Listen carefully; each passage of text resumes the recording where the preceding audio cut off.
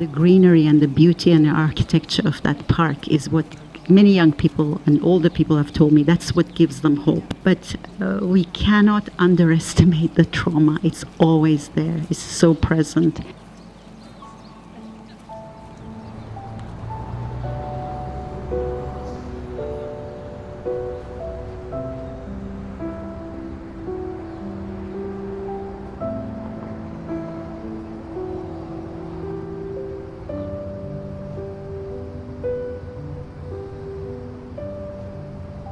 First, there was a flash, blinding flash, and then soon after that, there was a strong blast.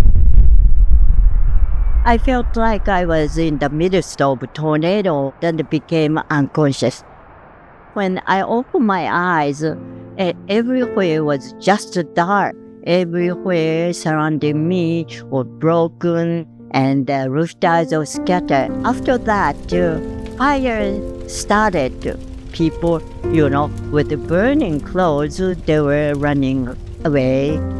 And then all buildings were crashed down by the wind. They tried to get out from the crashed down buildings. And their families, like mothers, tried to pull their children. And the children asked for help, but couldn't help. But many people left, knowing that there are so many victims still asking for help. Those rivers were full of dead and dying, losing parts of their body. Some of the people saw that every day. So we count the people who died. We say 140,000 because not only wounded, but because of radiation. I saw many people without any scars died. This park is a place of great beauty, but we remember as we stand here that everything here was destroyed, and we must never forget and never let this happen again. We want, first of all, to pay tribute to the victims and to say that that should never be repeated. For we shall not repeat evil. This is the pledge survivors want to convey. I have many young people to listen to my story, but it's your turn, knowing the past and then talking each other and then find out what you can do.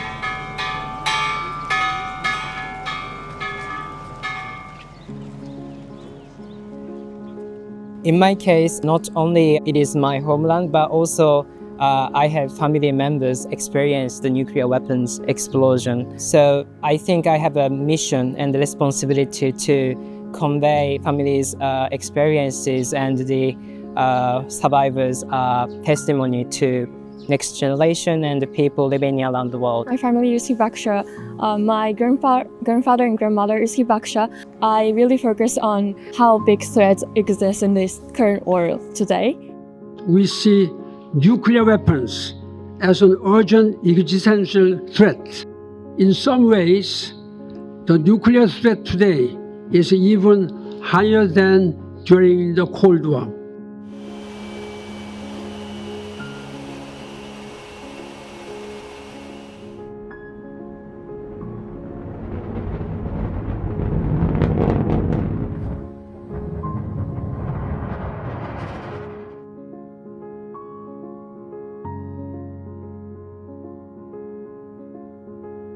I want to say very clearly, the elders are for abolition. And we believe that there are some very practical measures, actions, that could and should be taken by the nuclear powers. So what we are addressing or proposing is these very four simple steps.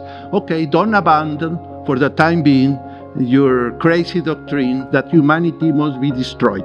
Keep it for a while. But why don't you take these 4 steps and reduce the risk of a nuclear holocaust? The 80th anniversary of the bombing of Hiroshima and Nagasaki should be a moment to inject a renewed sense of international urgency to tackle this growing threat. In the Peace Memorial Park, there is the Peace Memorial Mound. In the mound, there are over 70,000 ashes or remains of hibakusha, and almost all of them are not identified. We have to raise awareness with their testimony and experiences.